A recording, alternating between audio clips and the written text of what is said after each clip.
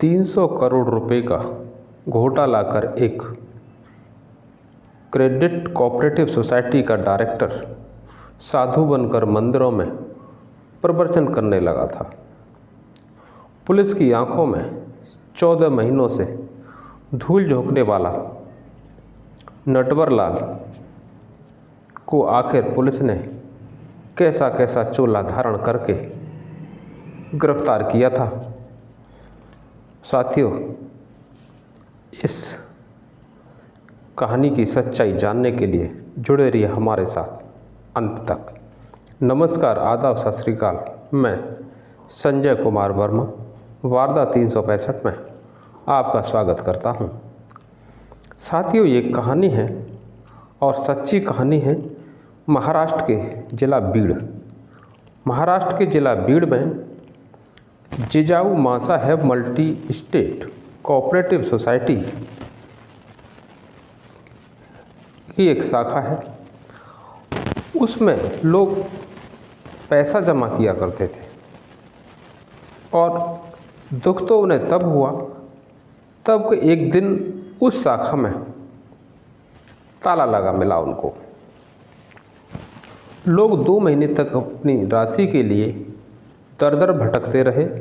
अंत में उन्होंने थक कर हार कर इस मामले की जून 2023 में महाराष्ट्र के शिवाजी नगर थाने में लोगों ने शिकायत दर्ज करा दी।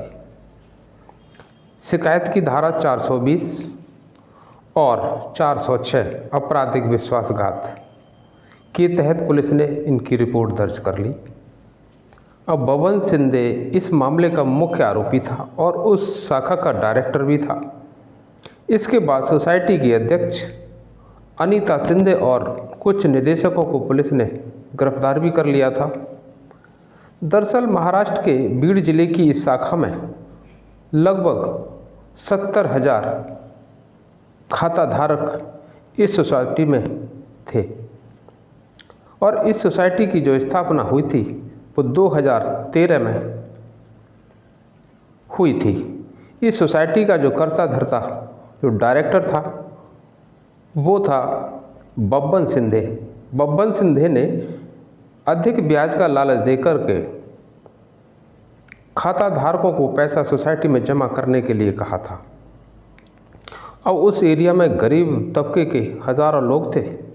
उन्होंने अपने खून पसीने की जो कमाई थी उस पैसे को सोसाइटी में जमा करना शुरू कर दिया था। अब उन्होंने ये सपनों में भी नहीं सोचा था कि ब्याज के चक्कर में उन्होंने अपनी खून पसीने की कमाई और सोसाइटी में जमा की है, उसके लिए उन्हें एक दिन वंचित भी होना पड़ेगा। हालांकि सोसाइटी के ग्राहकों के साथ धोखाधड़ी, उनकी मेहनत की कमाई को सोसाइटी के डायरेक्टर ने हड़प लिया था। खाता धारकों को जैसे इस मामले की जानकारी मिली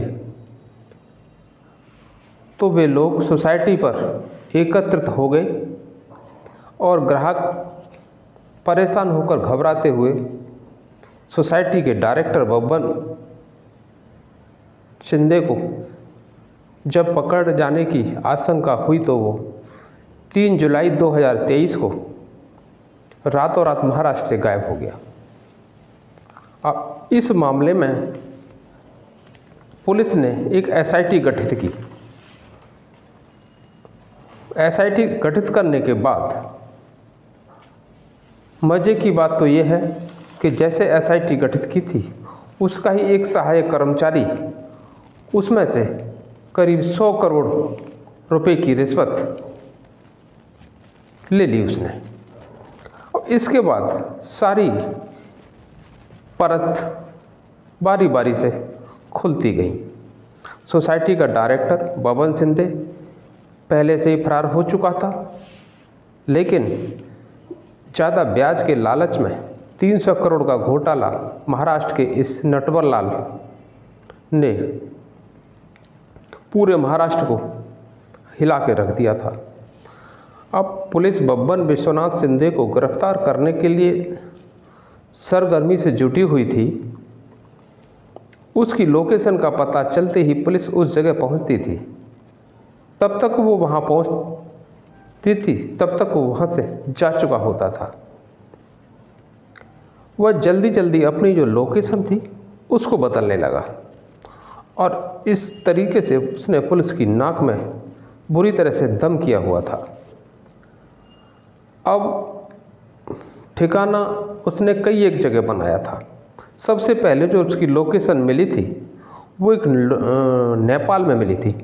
नेपाल से उसने एक व्यक्ति को इंटरनेशनल कॉल की थी और उसके बाद उसने अपना सिम बदल दिया। पुलिस कुछ कर पाती कि तुरंत उसने अपना सिम बदल दिया। इसके बाद उसकी लोकेशन कई एक जगह पर मिली थी, जैसे आसाम, दिल्ली, उत्तर प्रदेश, इन जगहों पर भी उसकी लोकेशन ट्रेस की जा रही थी। लेकिन बावजूद उसके पुलिस हर जगह देख रही थी कि कहाँ पर इसको पकड़ा जाए। कुछ दिन पहले पुलिस ने एसआईटी को एक इनपुट मिला, महाराष्ट्र पुलिस की एसआईटी को एक इनपुट मिलता है और इनपुट में ये था कि घोटालेबाज बब्बन सिंधे को 14 माह से जो तलाश रही थी वह एक मथुरा जिले की धार्मिक जगह वृंदावन में छिपा हुआ है। वृंदावन में वहाँ आकर के सबसे पहले उसने अपना चोला बदला। जो सूट वूट पहनता था उसको हटाने के बाद उसने अपना सिर मुड़वाया और सफ़ेद जो कपड़े होते हैं वो पहने और इसके बाद उसने अपने गले में चंदन की माला और एक चंदन का बड़ा सा माथे पर तिलक, साधु का भेष बनाकर रहने लगा। इसके बाद पूरी तरह से साधु बनकर यहाँ के कुछ नामची मंदिर होते थे, उन मंदिरों में जाकर के वह दर्शन करता और आरती भी करता था। वह वृंदावन के मंदिरों में घूम घूम कर प्रवचन भी दिया करता था। पिछले करीबन 7 महीने से वह बांके बिहारी मंदिर के पास एक कमरा किराए पर लेकर के रहने लगा। लोग उसे बब्बन महाराज के नाम से पुकारने लगे थे। गिरफ्तारी से करीब 15 दिन पहले महाराष्ट्र पुलिस वृंदावन भी पहुंची थी। 15 दिन पहले महाराष्ट्र पुलिस ने 2 सब इंस्पेक्टर साधु के भेष में और बाकी सादा कपड़ों में बांके बिहारी मंदिर क्षेत्र और रमन रेती क्षेत्र में लोगों की निगरानी कर रही थी। लेकिन लगातार बब्बन सिंधे की तलाश की जा रही थी। इसी बीच एक बब्बन सिंधे जैसा व्यक्ति आरती करके बाहर आता हुआ नजर आता है। अब पुलिस टीम ने इसके दूर से एक फ़ोटो खींच लिया और फ़ोटो खींचने के बाद पूजा के सामान की दुकान पर जाता है वो। इसके बाद वहाँ से चला जाता है। फिर पुलिस क्या करती है कि जिस दुकान पर बब्बन सिंधे पूजा का सामान खरीदने गया था उस दुकानदार से उसका कॉन्टैक्ट नंबर ले लेती है और जो फ़ोटो खींचा था उस फ़ोटो और मोबाइल को दोनों को लेकर के एक साइबर एक्सपर्ट को भेज देती है। और इसके बाद पुलिस टीम ने कोई अपनी कार्रवाई या कोई एक्शन नहीं लिया था और इसके बाद वो चुपचाप महाराष्ट्र के लिए वापस चले जाते हैं। 4 दिन बाद पुलिस टीम वृंदावन फिर वापस आती है और टीम ने जानकारी अपने अधिकारियों को दे दी थी। जिला बीड़ के एसपी अविनाश बारगल ने निर्देशन में एक क्राइम ब्रांच की एक टीम करीब 24 सितंबर 2024 को उत्तर प्रदेश के जिला मथुरा के वृंदावन में पहुंची।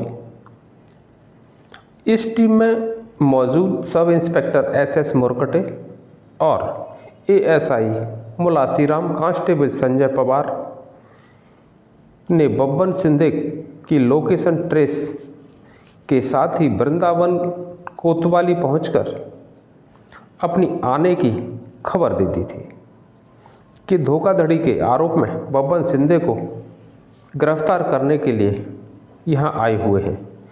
इसके बाद 2 कांस्टेबल वृंदावन के लिए और 1 थानेदार बीड़ पुलिस के साथ निकल लेते हैं। इसके बाद बीड़ पुलिस ने वृंदावन के सहयोग से लगभग रात के 12 बजे कृष्ण बलराम मंदिर के निकट से बब्बन सिंधे को गिरफ्तार कर लेती है। 14 महीने से आंखों में चोली कर रहा बब्बन सिंधे आरोपी पुलिस के शिकंजे में आ चुका था। लोगों के जीवन भर की कमाई को गबन करने वाला क्रेडिट सोसाइटी का डायरेक्टर बब्बन सिंधे को गिरफ्तार करने के बाद जब महाराष्ट्र पुलिस ने गाड़ी में बिठाया, उसके चेहरे पर देखा तो कोई भी शिशक या कोई पश्चाताप नज़र नहीं आ रहा था। जैसे ही एसपी सिटी अरविंद कुमार ने बताया कि बब्बन सिंधे को 300 करोड़ का घोटाला करने के बाद वह भेष बदलकर वृंदावन में साधु बनकर रह रहा था, गिरफ्तार कर लिया है, तो पुलिस और बीड़ जिले की जनता को राहत की सांस मिली थी। अब पुलिस को उम्मीद है कि बब्बन सिंधे से पूछे जाने के बाद घोटाले के 300 करोड़ की जो रकम के बारे में पता चल सकता है और इस रकम को बरामद कर पीड़ितों की राहत प्रदान होने की पूरे आसार हैं। इसके बाद जांच के बाद यह भी पता चला कि जिजाऊ मासा heavy multi state cooperative society की शाखाएं धाराशिव जिले में भी हैं और घोटालेबाज बब्बन सिंधे को गिरफ्तार करने के बाद पुलिस ने उसे मथुरा के न्यायालय में भी पेश किया था। वहाँ से उसे ट्रांजिट रिमांड पर पुलिस उसे अपने साथ महाराष्ट्र ले आई और महाराष्ट्र पुलिस ने बब्बन सिंधे को लेकर एक महाराष्ट्र के बीड़ जिले भी पहुंची और दूसरे दिन 27 सितंबर 2024 को वहां की अदालत में पेश किया था। वहां पर हजारों तादाद में लोगों की भीड़ थी। खाता धारकों ने जिन्होंने पैसा जमा किया था उनकी काफ़ी भीड़ नज़र आ रही थी। इसके बाद न्यायाधीश ने उसे 14 दिन की पुलिस कस्टडी में सौंप दिया। अब साथियों, ये देखना है कि अपराधी सच तो यह है कि कितना भी शातिर क्यों ना हो,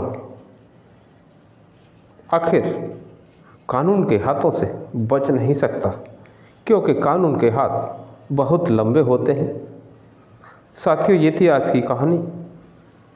इस कहानी को सुनाने का उद्देश्य हमें किसी की भावनाओं को ठेस पहुंचाना नहीं है, बल्कि एक नई पीढ़ी को गलत कार्यों से जागरूक करना है। आज की कहानी अगर आपको हमारी पसंद आई हो तो इस कहानी को एक लाइक ज़रूर करें और सब्सक्राइब ज़रूर करें।